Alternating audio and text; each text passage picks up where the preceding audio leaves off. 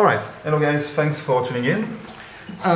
First things first, I'm just going to say that as you may already notice, English is not my main language, so I might make some mistakes with pronunciation, grammar and whatever. Anyways, I'm just going to try to to express my thoughts the best I can in this video, where I will review some slabs, talk about PCG, talk about the market, collectability, Flesh and Blood, also some Arabian Nights stuff from Magic the Gathering, and what I'm doing now as a collector. So I'm planning to make more videos soon, probably once a month or every 2 months, which is much more than 3 in a year. But the main purpose of the YouTube channel in the first place was to promote the Chinese Fateful Scene promo, to explain what was on the artwork. Then, well, I showed a bit what was in my collection and so on. And I'm more or less using this YouTube platform as a kind of a time capsule for myself to review that in 6 months, 1 year, 2 years, 3 years, 10 years, whatever, to see whether I was right, my predictions correct or not. And see what I'm doing as a collector here, if I make the good moves at the good time or if I'm completely wrong and so on. So I won't cover much of what's happening now with Channel Fireball, with Flesh and Blood 2.0. I'm going to say something briefly again with the main thing I run is an Instagram account for Flesh and Blood, which is called Cold Foil Stand. You can see the link in the description below.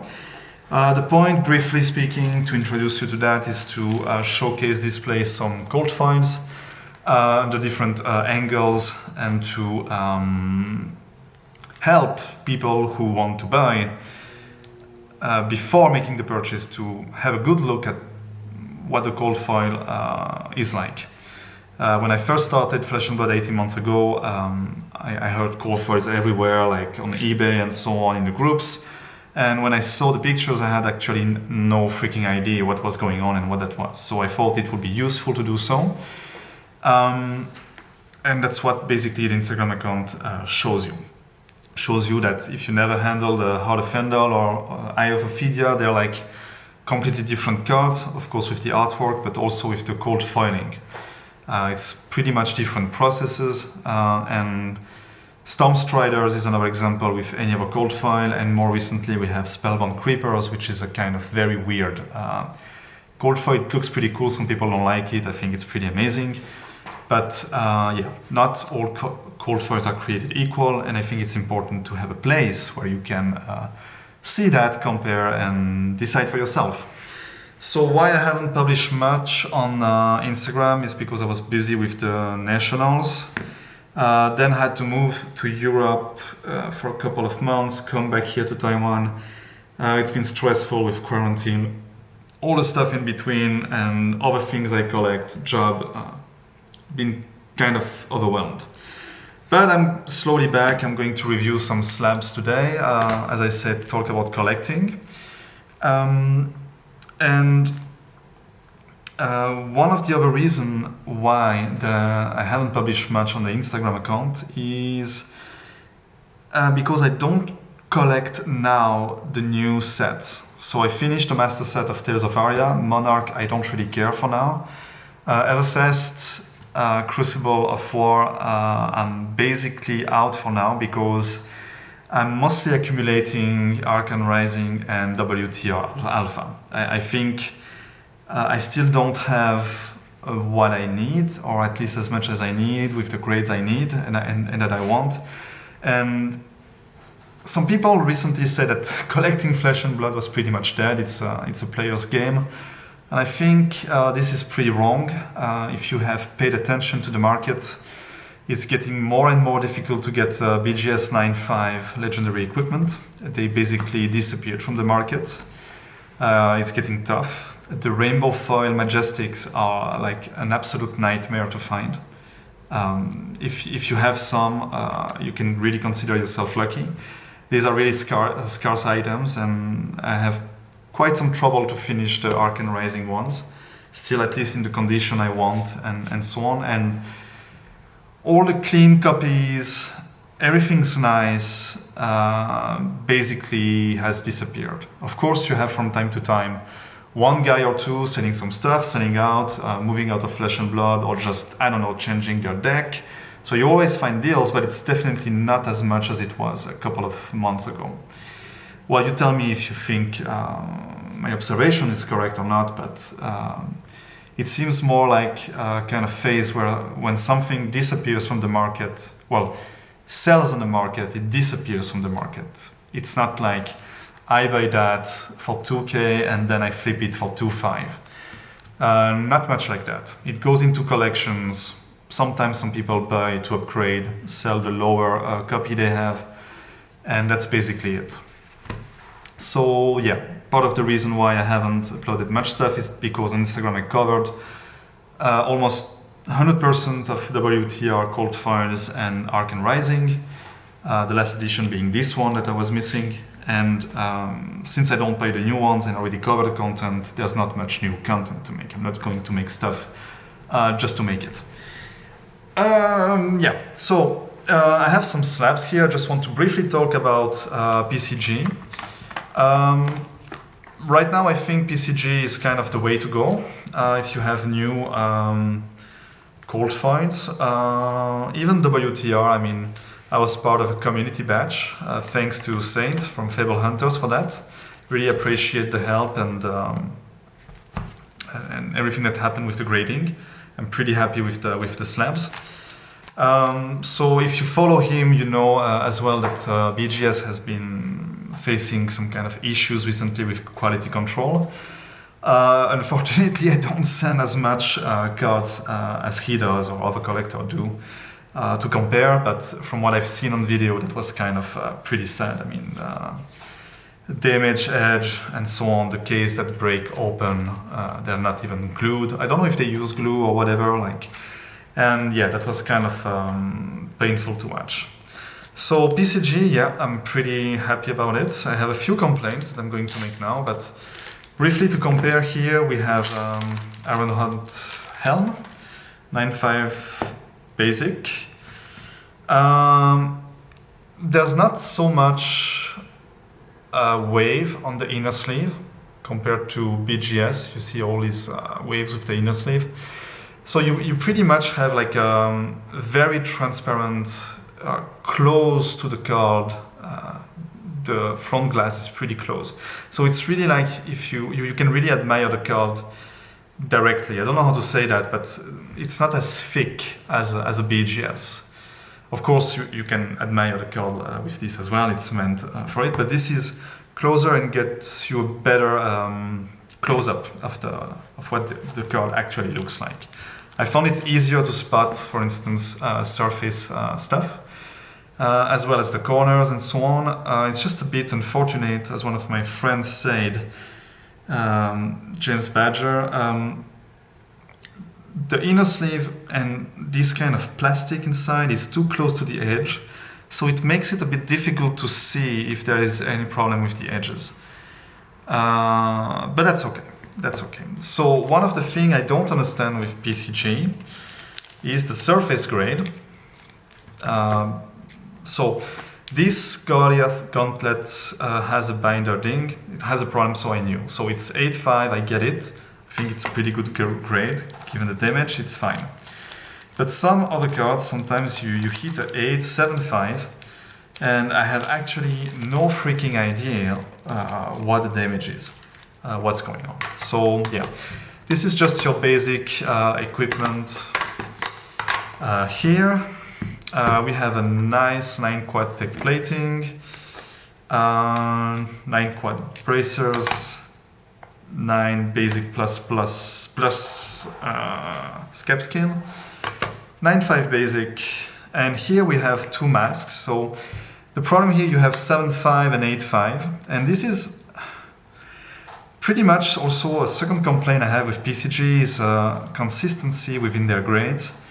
Is that okay? Maybe there is some surface scratch I haven't seen on that one, but sometimes you have a card, I don't know, like 9.5 corners with a huge chip. Okay, really visible. I'm going to show you that with the tunic here. and it gets 9-5. And then you have something with barely visible corner problem, and it gets a 9. So I don't really get it. I just mentioned in passing, if any of PCG staff is looking, I'm going to totally be a bit selfish here, but I know some other collectors are like that.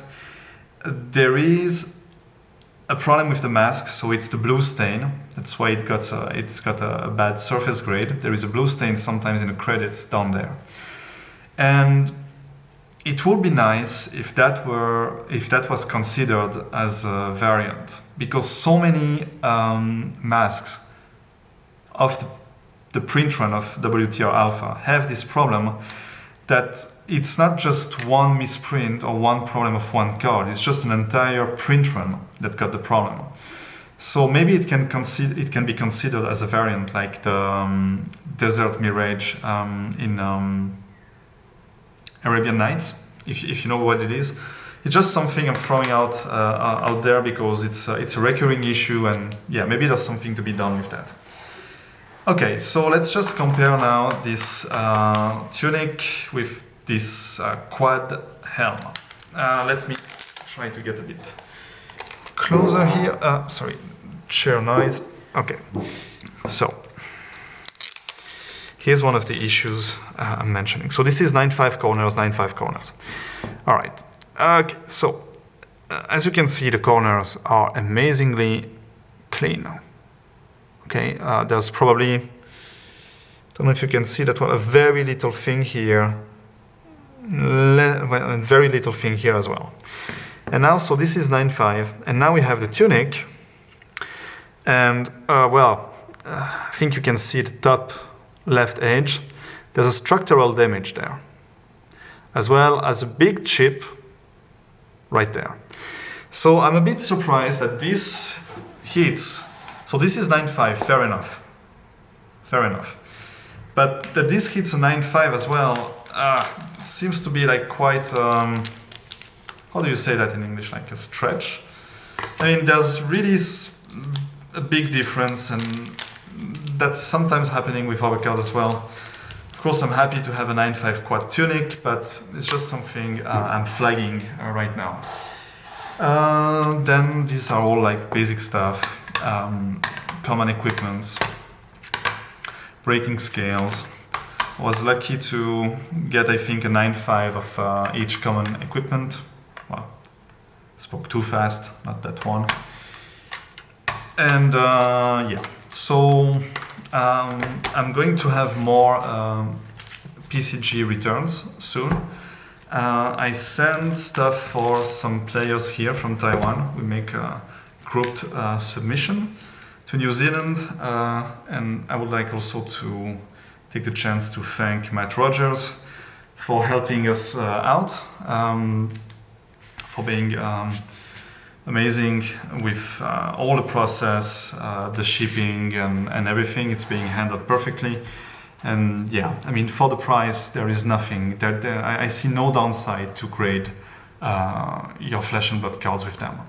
I wouldn't go with Alpha Magic, The Gathering, for instance, or Arabian Nights. As Saint also said in another video, it doesn't make really financial sense right now to do so. But I mean, hey, if you want a cheap way and safe way to grade cards and see what's going on in the future, if there is a premium, your cards will be protected, and you have a pretty awesome case, and it's pretty good. Then yeah, I showed that before. I'm just going to talk about the grasp. So that was the last piece I was missing for my collection to have the power 12, or I don't know, maybe it's like power 14 if we include Cheyenne and Twinning Blade Extended Art, which I don't have, in which case I don't have a power 14 but a 13. I mean, whatever, I guess it's fine. So pretty happy about that. Friend of mine, we traded Magic the Gathering Power 9 for this and a shard. So this is, well, I think I have the shard right there. Yeah. Got these two, pretty happy. The centering is not perfect, but I mean, 9-5. Pretty good, pretty awesome. And now, going to open that.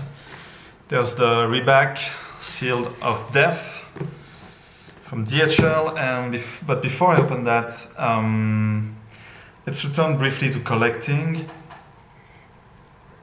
Flesh and Blood, and I want to compare with Magic the Gathering. So, for those of you who don't know, Magic the Gathering has also its first expansion, like Crucible of War is for Flesh and Blood, and the name is Arabian Nights. Arabian Nights was released in 1994. As you can guess, it's based on the theme of the Arabian Nights. It's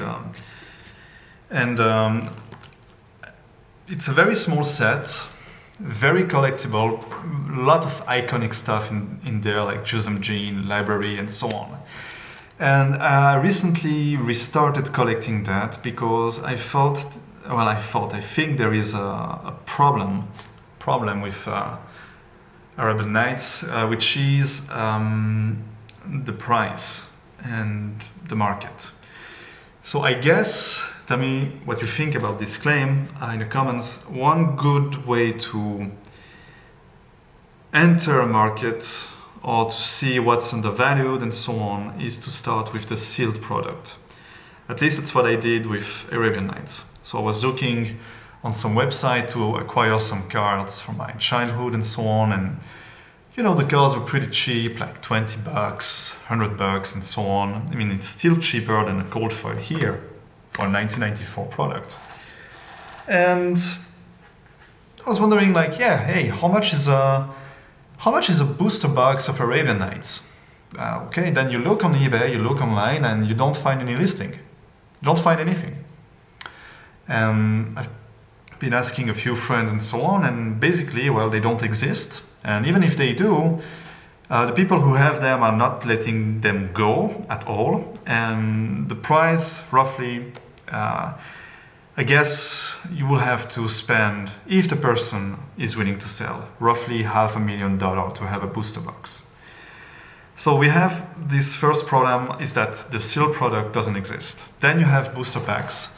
Booster packs of Arabian Nights, I can't show you any here because I don't own any, but the problem is that with these old packs, they can be searched. Okay, so you can push the card up a bit and you can see what's the rare. You don't have any rares in Arabian Nights, but what's the uncommon 1 or 2, which means that they appear like 1 or 2 times on the uncommon sheet of 11 by 11 or 11 by 10. I'm not sure anymore.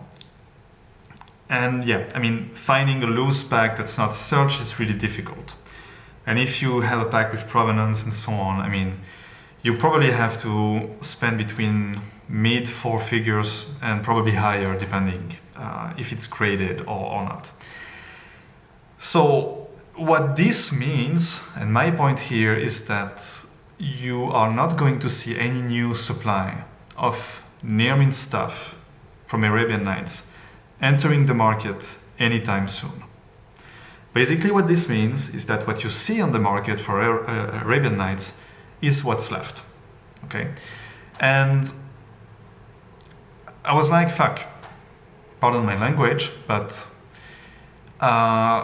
this means that some of these cards are clearly undervalued. And then you look at the singles, and of course, you mostly have the not so clean copies and things that not many people cared about back then. Of course, mostly everyone took care of the Jusum Gene and library, even though that's not entirely true, but they took more care of that than the commons. The commons, like War Elephant, were considered to be garbage, unplayable, and people didn't sleeve them or pay attention. So finding a near mint War Elephant now, with the light version, for instance, is pretty difficult.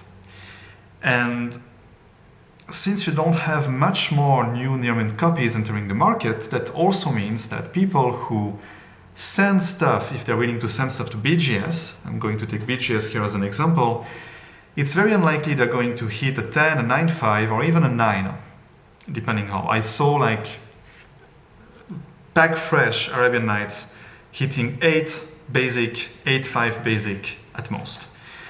So I've been looking around to get graded 9 quad Arabian Nights, and I also feel a bit more secure to talk about that now in video and to to leave this out in the wild because I've secured a few pieces that were like extremely difficult to find. And so I know this is all Magic the Gathering now, but I will make the connection with Flesh and Blood in a moment. So when you start collecting this, to me, it didn't make sense to go after the big pieces, like a Jusem Gene or a library. Because if you look at the population report, these are the ones with the like highest number of copies being created. So it's more a matter of money than a matter of finding the card, even though it can be difficult. The real pain in the ass is to find the commons. Commons in 9 quad, because I'm collecting 9 quad, if I can, is to find these kind of things, the commons. And also you have to know that Arabian Nights has 2 different versions for the same card. One has the light mana symbol, which is more rare in most cases, and the dark one, which is more common. And to find the light pieces is really, really, really difficult. And sometimes it's even more rare than a Jusem Gene. Like for instance, one Wily Wolf, 9/5 basic, I think it was basic, light, so it's a common, and it's like pop 18 or 19, sold for $12,000 this year. And it's literally like a 25 at most in a good condition dollar card. But why there is such a gap between a $25 and $12,000 for a 9/5 is because the person who buys it and also the person who's selling, they both know that, in my opinion, it's very unlikely that you're ever going to see a new 9/5 Wily Wolf light entering like in the population report. So this takes us to Flesh and Blood now, and especially Welcome to Wrath Alpha, because how to say that? I think we're in a similar position as with Arabian Nights. Of course, it's not as desirable. There are not as many collectors as Arabian Nights. Whatever, it's not as iconic. I know that. But the supply of sealed product from Welcome to Wrath is drying up. You have Chris Sayers opening a ton of boxes. You have Fluke opening stuff. You have Saint opening quite a ton of stuff. But eventually, this, it seems to me, kind of slowed down. You don't find that much boxes anymore. There is the risk that the boxes were mapped for the cold foil legendary as well. And what I'm trying to say here is that it seems to be more and more looking like a situation with Arabian Nights where it's unlikely that we're going to get more new copies of near-mint cards in the market. Okay, so basically what I'm saying is that the cold foils you see are the ones that are available, and that's all. That's it. There's not going to be a wave of 30Ks opening that will like just put more stuff in the market. And same for Rainbow Foil Majestics and so on. And right now, if you paid attention to eBay and the Facebook groups, all the clean copies, all the 9/5 quads, all the 9/5 basic even, are just disappearing, and you don't find them anymore. So at some point, it's okay if you missed on a specific cold foil or so on, but don't overlook the fact that at some point, the commons, the rares, and the foils are going to be a target. Sooner or later, if the game has strong legs, as I think it does. I mean, Welcome to Wrath Alpha is Alpha. It will always be the first set, no matter what. No matter what's Shyana in Crucible of War, no matter what cards you have in Arcane Rising, Alpha is Alpha, and always will be. So any kind of, things that people didn't really pay attention to, like pink, stripe, nimblism, sluggism. Yeah, okay, it's maybe like $10 card for Rainbow Foil, maybe more, I don't know. I wouldn't be surprised if at some point it hits $100, and if at some point you really have collectors starting to make full graded sets and are looking for like a 9 quad foil or whatever. This can happen, and what I'm saying is that, now is a good chance to still collect some alpha, make a common set, make a set of all the pink stripe cards. It's still like very collectible, very desirable, and I think it's the kind of iconic product that people will be looking for in the future. Not your extended art Everfest thing. Of course, you can collect that, it's collectible, but before this reaches the kind of premium we're going to talk about with Welcome to Raf Alpha, it's going to mean a ton of time will have to pass. So, yeah, pick some alpha if you can, and as much as you can. Okay.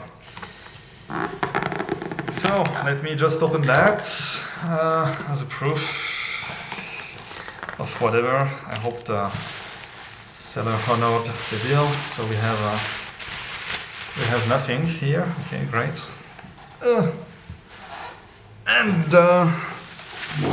Oh, actually, I think maybe the customs repacked that like this. I don't know. Okay. So, big thanks to the Kartonen Quack. He's a power seller on Card Market in Europe for this deal. I'm really happy. These are like two very difficult cards to find. And let me remove that quickly. I don't know if he carries any flesh and blood, but if you're in Europe, pretty much recommend doing business with him. Okay, so this one is the Afara Light 9 Quad ++. And this is one hell of a beautiful card. Okay, this is maybe a bit overgraded. I knew that before purchasing, but it's fine. It's still a 9, I'm really happy about it. Really happy about it. So this is, I don't know what's the population report on that. It's just like half a point close to 9.5. And if you heard me before, like making the collection in 9.5 when you know that the Wide Oli Wolf Light is 12K, it doesn't really make sense. This was not cheap, but it's still much cheaper than the 9.5 version. Okay, and the second one that we have is, the Wide Oli Wolf Light 9 Quad ++, which is also a very difficult card to get. Yep, that is pretty awesome. These are two nice additions to the collection. I will keep collecting these, and I hope you enjoyed the video. Don't miss out on Alpha, and I wish you an excellent day, whatever you're doing, and keep collecting Flesh and Blood. It's a great game. And I'm really sure that Fab 2.0 is going only to bring more people on board and revive all the collectability aspects of the game. That's all what I wish, at least for this game. Okay, thanks for watching and have a nice day. Bye.